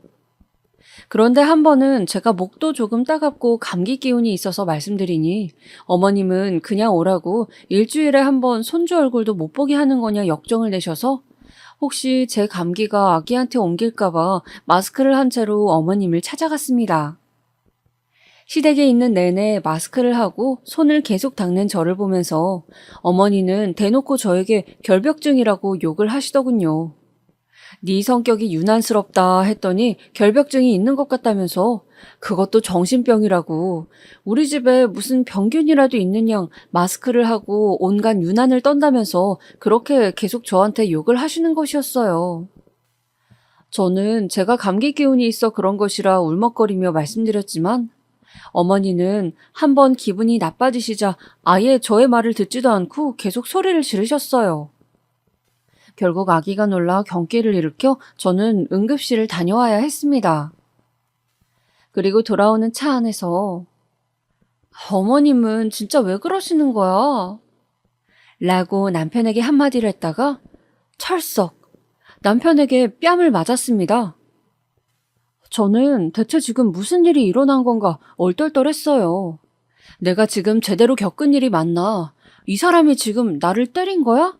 수많은 생각이 스쳤지만 남편은 감히 어른에게 이런 태도를 보이다니 맞을 짓을 하면 맞아야 한다는 말을 하더군요. 저는 그 순간에 더 자극하면 남편이 어떻게 나올지 몰라 일단 아기와 안전한 곳으로 가기 위해서 가만히 있었습니다. 남편은 저를 때린 지 30분이 지나서야 사과를 하더군요. 미안하다고. 엄마 때문에 나도 신경이 곤두서서 사실 너무 날카로워지는 것 같다고. 자신이 정신과 상담을 한번 받아보겠다 하더군요. 저는 일단 사과를 받아주는 척하고 다음날 병원으로 가서 상해 진단서를 뗐습니다. 뺨을 맞은 자체는 2주밖에 나오지 않았지만 혹시 모르니 신경정신과까지 가서 정신적 충격에 대한 진단도 받았어요. 써먹든 못 써먹든 기록을 남겨놓아야 한다는 생각이었죠. 그렇게 아기를 들쳐안고 병원을 전전하면서 참 어쩌다 내 신세가 이렇게 됐나. 결혼식장에서 멋진 드레스를 입고 꿈꾸던 결혼은 이런 것은 아니었는데 누구에게 털어놓지도 못하고 정말 피눈물이 났습니다. 너무 분하고 억울했어요. 요즘 세상에 아직 내 나이 40이 안 됐는데 저런 남자와 시어머니에게 시달리며 언제까지 이렇게 살아야 될까 많은 생각이 들었습니다. 그 후로는 시어머니의 문자만 와도 저는 신경이 바짝 곤두설 지경이었습니다. 전화고 문자고 사실 받고 싶지 않고 그저 피하고 싶더군요. 조금만 심기가 뒤틀리면 싸우려고 드는 것이 너무 부담스럽고 힘들었어요. 공황장애 같은 게 이런 스트레스로 오는 건 아닐까 그런 생각도 들고 그저 신랑도 이제 싫고 적당히 부딪히지 않을 정도로 생활에 필요한 말만 하면서 지내고 아기랑 놀아주면서 애만 보고 살아야지 굳게 마음을 먹었습니다. 그 많다는 쇼윈도 부부가 이런 과정을 거쳐 되는 것인가 생각도 들고 이런 제 인생이 비참하기도 했어요. 그렇지만 저만 보고 의지하면서 걸음마를 배우고 옹알이를 하는 딸아이를 보면서 그래도 애한테 아빠는 있어야지. 저 사람이 나한텐 못해도 애한테는 아빠고 쉽게 이혼을 결정할 순 없으니 앞으로 다시는 그런 폭력 사태가 일어나지 않도록 내가 더 참고 조심하자고 기미가 보이면 자리를 피하자고 수백 수천 번을 다짐했습니다. 그렇게 저의 결혼 생활은 살얼음판을 걷는 듯 하였어요. 신랑이나 시어머니가 있으면 저는 언제나 고개를 하는 것 같은 심정이었습니다. 그래도 잘 피하자는 저의 전략은 나름 잘 먹혀서 그 후로 1년간은 큰 싸움이나 사건 없이 평탄하게 지나갔습니다. 그런데 코로나가 막 터지던 시점, 안 그래도 위생 등에 예민한 제가 폭발하게 된 사건이 있었습니다. 코로나라는 게 돈다고 당분간 술자리를 좀 줄이라는 저의 간절한 부탁에도 신랑이 계속 친구들과 모임을 가지고 운동 동호회를 나가는 등 제 화를 돋구는 것이었어요. 저는 어디 어린이집에서 확진자가 나왔더더라, 어디 유치원이 난리더라 하는 소식을 들으며 잔뜩 신경이 곤두서 있었습니다. 아직 2돌도 채 되지 않은 아기가 만약에 코로나에 걸린다면 정말 상상도 하기 싫었어요. 친구들을 좋아하고 술을 좋아하는 사람이기에 신혼 때 그런 식으로 갑자기 와도 항상 술상을 봐주면 잘 대접을 해주었지만 이제는 코로나가 있기 때문에 사정이 달랐어요. 아기가 혹시 세균에라도 노출이 되면 어쩌나 싶어 항상 안절부절 못할 지경이었거든요. 이번만큼은 신랑이 듣는 척도 하지 않아도 계속 강하게 이야기를 했습니다. 다른 건 몰라도 아이 건강만큼은 유의해줬으면 한다. 지금 너무 작고 약한 시기이기 때문에 정말 조심해야 한다고요. 그리고 저는 그 후로 신랑 친구들 모임도 함께 가지 않고 저 역시도 아무도 만나지 않고 최대한 집에서만 지냈습니다. 그런데 남편은 기어이 고등학교 친구가 딸 돌잔치를 한다고 했다면서 우리 애기 돌잔치 때도 왔으니 우리도 가야 된다고 하는 것이었어요. 저는 그때랑 지금은 상황이 다르지 않냐. 정 가야 하면 밥은 먹지 말고 당신 혼자만 가서 돌반지만 전해주고 오라고 했습니다. 남편은 그런 저를 결벽증 환자라며 소리를 지르더군요. 같이 가자고 하면 그냥 나서면 좀 어때서 매사에 따지고 들고 피곤하게 한다고요. 저는 남편에게 아기가 있는데 소리는 지르지 말라고 부탁을 했어요. 아기 정서가 불안해진다고 제발 부탁이니 아기 앞에서 이런 행동은 하지 말자고 남편에게 애원을 했죠. 평소에는 착한 사람인데 욱하는 기질이 있어서 그렇다고 애써 저 스스로 합리화를 하면서요. 그렇게 그날 남편은 혼자 돌잔치를 갔습니다. 저는 기왕 간 거니 친구들과 술자리 있으면 즐겁게 놀다가 얼마든지 늦어도 좋으니 편하게 들어오라고 나름 배려를 했어요. 그런데 남편이 돌잔치를 가더니 또 전화를 하는 겁니다. 저기 여보, 우리 집에 친구들 데리고 가서 한 잔 더 하면 안 돼? 친구들이 당신도 보고 싶고 우리 아기도 보고 싶다고 하네. 이미 꼬일 대로 꼬인 목소리였습니다. 저는 기분이 좋지 않아서 말했어요. 미안한데 오늘은 안 될 것 같고 코로나 좀 나아지면 오시라고 잘 얘기해. 그랬더니 신랑은 계속 집에 잠깐만 가면 안 되냐고 다들 보고 싶어 한다고 조르는 것이었습니다. 저는 안 된다고 나중에 화를 내면서 전화를 끊었어요. 그렇게 그날 저녁 저는 아기를 혼자 달래면서 겨우 밤 12시쯤 잠이 들었습니다. 그런데 이게 양주야, 양주. 내가 저번에 제주도 가서 사왔지. 잠결에 웅성거리는 소리가 들리는 것이었어요. 무슨 소린지 몰라 살짝 눈을 떠보니 시간은 새벽 2시를 가리키고 있었습니다. 저는 꿈인가 하면서도 소리가 들리는 거실로 향했어요. 그리고 문을 열었을 때 제 눈앞에 보인 것은 거실에서 상을 펼치고 안주와 술을 차리고 있는 신랑과 친구들이었습니다. 저는 제 눈을 의심했어요. 이 밤늦은 시간에 코로나라는 신종 질병 때문에 난리라는데 여기까지 기어이 친구들을 데려오다니 저는 너무 화가 나서 소리를 지르고 말았습니다. 당장 나가지 못해? 제 격앙된 목소리에 남편 친구들은 뭔가 잘못됐구나 싶었는지 후다닥 자리를 뜨더군요. 남편 역시 얼굴이 시뻘개지더니 친구들을 따라 나갔고요. 그리고 남편은 그날 집에 들어오지 않고 외박을 했습니다. 친정 부모님은 제가 이런 일들을 당하고 있는 줄 전혀 모르셨어요. 저 역시 자존심 때문에 또 사실을 알게 되면 얼마나 마음 아파하실까 싶어 말씀드리지 못했고요. 그렇게 그날 일의 상처가 가시지 않을 무렵이었어요. 저는 그날 밤에 어디서 잤는지, 남편이 무엇을 했는지 그냥 묻고 싶지도 않아 내버려 두었는데, 우연히 침대 위에 놓여있던 남편의 핸드폰을 보다가 어떤 채팅 메시지를 보게 되었습니다. 오빠 어디야? 언제 와? 메시지는 짧았지만 뭔가 느낌이 이상했습니다. 저는 이 사람 누구냐고 신랑에게 캐물었어요. 신랑은 새로 프로젝트를 들어가면서 알게 된 임상 아르바이트생이라고 이야기했지만 저는 어쩐지 믿업지가 않았습니다. 거기다 저녁에 신랑이 매일 들고 다니는 가방에서 콘돔까지 발견을 했거든요. 저는 솔직하게 말해달라고 유부남이 가방에 이런 걸 왜 가지고 다니냐고 말했지만 남편은 그런 거 아니라고 집에 남는 거 있으면 좀 갖다 달라고 같은 팀에 있는 막내가 부탁해서 가지고 간 것이라고 하더군요. 저는 그 말이 믿기지가 않아 새벽 2시에 막내에게 그럼 전화해서 확인을 시켜달라고 했어요. 슈퍼에서도 파는 걸 왜 당신한테 갖다 달라고 하냐. 아무래도 거짓말 같다고요. 남편은 사람을 이렇게까지 망신을 줘야겠냐고 화를 내면서 팀 막내와 전화를 시켜주더군요. 전화를 받은 남편의 팀 막내는 맞다고 제가 가져다 달라 했다고 졸린 목소리로 대답을 했고 전화를 끊더니 남편은 화가 났는지 안방 화장대에 있는 모든 물건을 옆으로 확 쓸어서 던져버리더군요.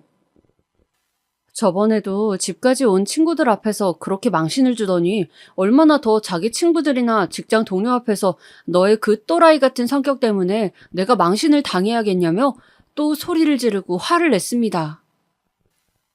우리의 사이는 점점 나빠져 갔어요. 이제 서로에게 가시돋친 말을 매일 주고받게 되었고 조금만 기분이 틀리면 남편은 소리를 질렀습니다. 마치 뇌를 거치지 않고 입으로 생각 없이 쓰레기를 내뱉는 것 같았어요. 전 이 모든 상황이 너무 끔찍하고 지옥 같았습니다. 매일 폭언을 들으며 이렇게 살아야 하다니 앞으로 내 인생을 어떻게 해야 할까 정말 깊은 수렁에 빠진 것 같은 기분이었어요.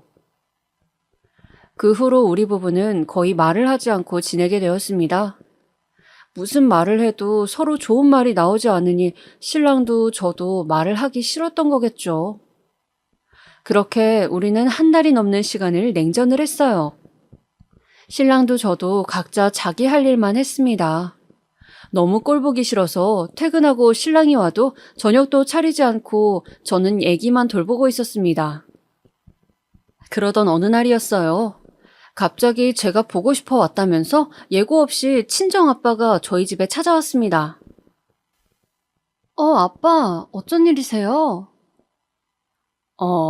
우리 딸하고 손주가 너무 눈에 아른거려서 아빠가 너 좋아하는 키위 사들고 왔지. 그래, 김서방은 언제 오나? 아빠는 저 먹으라고 사왔다면서 제가 좋아하는 치킨과 골드키위를 내려놓으셨어요. 저는 냉전 중이라 신랑이 오기 전에 아빠가 가셨으면 좋겠다 싶어 안절부절하고 있었습니다. 아빠 앞에서 싸우는 꼴을 보이고 싶진 않았거든요. 그런데 아빠는 부득불 치킨을 안주 삼아 사위랑 술 한잔하고 가야겠다고 우기시는 것이었어요. 저는 냉전 중인 남편이 협조를 안 하면 어쩌나 싶어 조마조마했지만 아빠한테 왜 싸웠는지 사실대로 이야기할 수도 없고 해서 초조하게 아빠와 함께 신랑을 기다리게 되었습니다. 제발 신랑이 눈치껏 아빠에게 행동하길 바라면서요. 마침 7시 반쯤 되어 신랑이 오더군요. 아빠는 잠시 화장실에 가 계시느라 신랑이 온 줄 모르셨어요. 저는 잘됐다 싶어 간단하게라도 신랑에게 상황을 설명하려고 다급하게 말을 꺼냈습니다. 저기 여보 있잖아. 어머니! 언제부터 계셨는지 다짜고짜 신랑의 뒤에서 어머니께서 튀어나오시더니 대뜸 제 머리채를 휘어잡는 것이었습니다. 저는 태어나서 머리채를 처음 잡혀와서 정신이 하나도 없었어요. 머리가 빙빙 도니까 정신이 없고 너무 어지러웠어요. 어머니 손을 황급히 떼어내려고 했지만 어머니의 손은 제 머리카락을 단단히 부여잡고 꿈쩍도 하지 않았습니다. 감히 네가 내 아들을 바람 누명을 씌워? 밥은커녕 물 한 잔 안 떠준다며? 얼마나 쥐잡듯이 잡았으면 애가 이렇게 피골이 상접해서 집에 와서 밥 달라더라. 귀하게 키운 아들 이런 대접 받으라고 내가 결혼시킨 줄 아니? 어머니는 집이 떠나가라 소리를 지르셨어요. 그때 화장실 문이 끽 열리는 소리가 들렸습니다. 저는 아차 싶어 아빠 생각이 나서 필사적으로 어머니 손을 풀려고 발버둥 쳤어요. 제가 이런 모욕적인 일을 당하는 것을 아빠가 보는 것만은 죽기보다 싫었습니다. 그러나 어머니의 손은 마치 바위처럼 단단하고 집요했어요. 그때 갑자기 다가온 아빠의 손이 단번에 시어머니의 손목을 떼어내시더군요. 사부인 안녕하세요. 그동안 잘 지내셨습니까? 아빠의 목소리는 차분하게 가라앉아 있었어요. 마치 아무 일도 없었다는 듯이요. 그러나 저는 알았어요. 아빠는 화가 날수록 차분해지고 목소리가 낮아지는 사람이었습니다. 아빠가 화가 나면 아무도 말릴 수가 없었어요. 지금 신랑과 시어머니를 바라보는 아빠의 눈에 분노의 불꽃이 일렁이고 있었습니다. 아, 네, 안녕하세요, 사돈 어르신. 시어머니는 너무 당황해서 계속 말을 더듬으시며 얼굴이 빨개지시더군요. 남편은 석상처럼 굳어 있었습니다. 저도 어찌할지 몰라 안절부절하고 있었어요. 아빠는 차분하게 신랑에게 말을 거시더군요. 김서방, 이리 와 앉게나. 아빠는 식탁으로 가서 앉으시더니 손으로 툭툭 식탁을 치시더군요. 식탁에는 사위가 오면 같이 마실 거라고 사오신 치킨과 키위, 맥주가 놓여 있었습니다. 신랑은 자석에 이끌리듯 자리에 앉더군요. 저와 어머니는 어찌할 바를 몰라서 그저 멍하니 상황을 지켜보고 있었습니다. 아빠는 신랑이 자리에 앉자마자 말씀하셨어요. 김서방, 나 반찬하고 밥 좀 갖다 주게. 갑자기 시장하구만. 대뜸 신랑에게 밥을 차리라고 하는 것이었어요. 신랑은 뭔가에 홀린 듯이 냉장고에 있는 멸치와 김치, 콩나물 등 밑반찬을 꺼내고 밥을 퍼서 아빠 앞에 내려놓았습니다. 그러고 신랑이 막 자리에 앉자마자 아빠가 다시 말씀하셨어요. 김서방, 나 물 한 잔만 가져다 주게.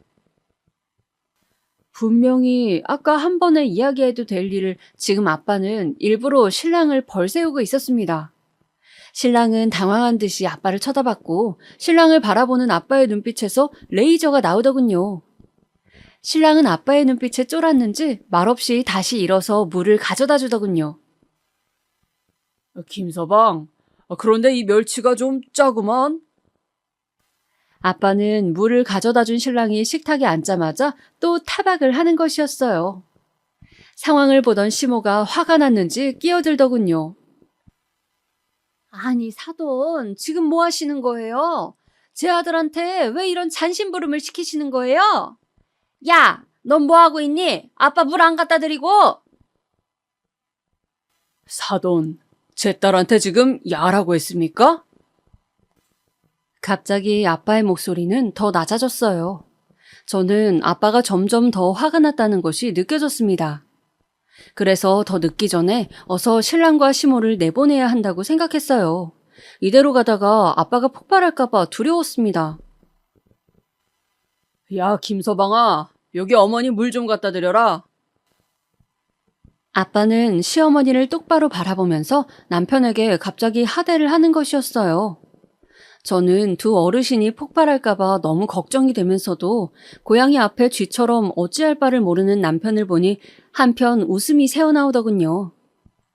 저한테 힘으로 겁주더니 자기보다 더 덩치도 좋고 힘도 센 아빠에게 꼼짝 못하는 모습이 너무 한심하고 바보 같았어요. 아니, 사돈, 지금 제 아들한테 뭐 하시는 겁니까? 사위는 100년 손님이라는데 어떻게 사위에게 이렇게 푸대접을 하세요? 사돈, 지금 푸대접이라 하셨습니까? 요즘 농담으로 하는 말은 모르시나요?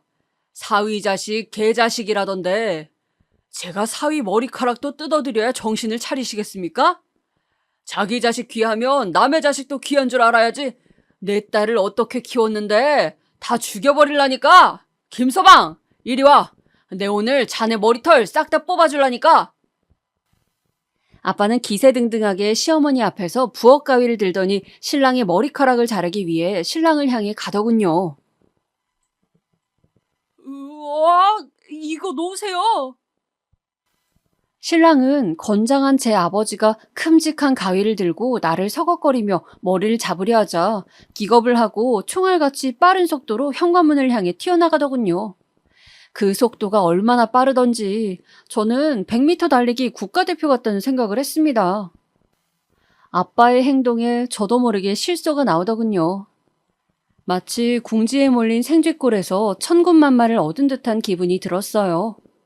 어머니는 저를 째려보시더니 아들의 뒤를 따라 황급히 뛰어가시더군요. 그 모습을 보고 있자니 소중한 아들 뒷공문이나 평생 쫓아다니든지 말든지 이제 에라 모르겠다 하는 기분이 들더군요. 정말 그동안 남편과 시어머니에게 당하면서 참았던 모든 것들이 다 씻겨내려가는 기분이었습니다. 저렇게 꽁지 빠지게 도망가는 못난 놈을 내가 그동안 그토록 믿고 사랑했다니, 평생을 함께할 남편으로 골랐다니 웃으면서도 스스로 창피하기도 하고 한심하기도 하더군요. 그리고 저는 아빠에게 그간의 일들을 다 말씀드렸어요. 시어머니와 남편에게 어떤 지옥 같은 일들을 당했는지, 어떻게 해야 할지 몰라 이혼만이 답은 아닌 것 같아 참아온 이야기와 차마 부모님께 말할 수 없었다는 것도요. 제 이야기를 다 들으신 후 아빠는 정성스레 제 손을 쓰다듬으며 말씀하시더군요. 딸아, 내 딸, 아빠는 말이다. 네가 이혼녀가 되든지 말든지 다른 사람의 시선 같은 건 상관없단다. 원래 남의 말은 한 번 입 밖에 내고 잊어버려. 사람들은 다 자기 일에 관심이 있지 남의 일에는 관심이 없는 법이란다. 아빠는 네가 이혼을 하든 안 하든 그건 네 결정에 맡길 거야. 이제 너도 부모이기 때문에 네 아이의 앞날까지 생각해서 결정해야 하기 때문이란다. 부모의 무게는 평생 지고 가야 하는 것이지. 그래서 그 짐은 가장 나를 행복하게 하면서도 두렵게 하는 것이란다. 네가 어떤 결정을 하든 네 의견을 존중할게. 다만 한 가지 약속해다오. 그 어떤 일이 있더라도 이제 혼자서 울지 말거라. 불효가 다른 것이 아니란다. 네가 혼자 울고 참았다는 것을 나중에 알게 되면 엄마 아빠의 마음은 100배 1000배 더 아픈 거야. 네 곁에는 언제나 엄마 아빠가 든든하게 지키고 있으니까. 알았지? 사랑한다 우리 딸. 아빠. 저는 앞으로는 어떤 일이 있어도 혼자 울지 말라는 아빠의 목소리를 들으며 정말 무한히 크고 깊은 부모의 사랑을 느꼈습니다. 너무나 감사하고 또 감사하더군요. 그리고 저도 꼭 훌륭하게 자립하여 부모님이 나중에 힘드실 때 힘이 되는 딸이 되고 싶다는 다짐을 하게 되었습니다. 그 일 이후로 저는 심사숙고하여 신랑과 이혼을 진행했습니다. 아무리 다시 생각해보려고 해도 정말 꼴도 보고 싶지 않았거든요. 제 남은 인생을 도저히 이 사람과 살 수는 없겠더군요. 물론 아기가 너무 어려서 마음에 걸렸지만 저렇게 계속 소리만 지르는 아빠가 무슨 소용이 있겠냐는 마음으로 그냥 저질러버렸습니다. 진단서 끊어둔 것도 있었고 시어머니의 몰상식한 문자가 너무 많아서 저는 생각보다 수월하게 이혼을 할 수 있었습니다. 물론 남편이 유책 배우자였죠. 이혼을 한 해 만에 좀 시끄러웠지만 결국은 제 뜻대로 제가 모은 증거들 앞에 남편은 친권, 양육권을 모두 내놓을 수밖에 없었습니다. 적지만 위자료도 물론이고요. 시어머니는 저에게 전화를 걸어서 울면서 빌다가 다음 날은 전화로 쌍욕을 하기도 하는 등 버라이어티한 반응을 보여주셨고요. 저는 단련이 되었기 때문에 가볍게 무시했습니다. 이제 그 인간들이 무슨 소리를 하든 말든 귀를 닫아버리니 편하더군요. 그리고 남편과 함께 다니던 제약회사 일은 그만두고 아가씨 때 재미삼아 배웠던 베이킹 기술로 머핀과 쿠키를 구워서 팔기 시작했어요. 비록 조그마한 가게를 간신히 구해 새를 얻어 시작했지만 가게 앞에 초등학생들이 많이 다녀서 엄마들이 제법 빵을 팔아주었습니다. 하루 종일 달콤한 빵 냄새를 맡으며 제 빵을 좋아해 주시는 분들과 하루를 보내니 그동안의 힘든 일들이 많이 상쇄되는 것을 느낍니다. 이렇게 부모님의 곁에서 아기를 키우면서 소박한 가게를 차리고 지내는 지금의 생활이 너무나 만족스럽고 꿈만 같은 요즘입니다. 여러분, 길고 긴 코로나로 힘드실 텐데 저처럼 코로나 시작될 무렵 여러 가지 힘든 일 겪은 분들도 있겠죠? 이런 문제들을 코로나 블루라고도 한다던데 저는 가끔 코로나 때문에 더 많이 싸우게 되어 이혼까지 하게 된 것은 아닐까 그런 생각에 씁쓸하기도 합니다. 반면 지옥은 잠깐으로 충분했다는 생각에 홀가분하기도 하고요. 결국 이 코로나 시대가 주는 가장 큰 교훈은 그래도 힘들 때 가족과 의지하면서 사람과 사람이 노력하며 고난을 견뎌나가야 한다는 것 아닐까 싶습니다. 그리고 아무리 남녀가 사랑해도 부부의 사랑과 부모의 사랑은 차원이 다르다는 것도 말씀드리고 싶네요. 그 어떤 일이 있어도 우리를 지켜줄 분은 바로 우리를 낳아준 부모님입니다. 부모님께 효도하시기 바랍니다. 그리고 결혼 생활 중에 억울한 일이 있거나 부당한 일을 당하면 꼭 주변에 도움을 청하시길 바랍니다. 남편도 시댁도 한순간에 돌아설 수 있으니까요. 괜히 피는 물보다 진하다고 하는 것이 아니잖아요. 이상 저의 이혼 이야기 어떠셨나요? 여러분, 벌써 오후가 되었네요. 따뜻한 커피와 달콤한 머핀 드시면서 오늘 하루 마무리해보시면 어떨까요? 저는 이제 커피 타임 하러 가봐야겠네요. 지금까지 긴 이야기 들어주셔서 감사합니다.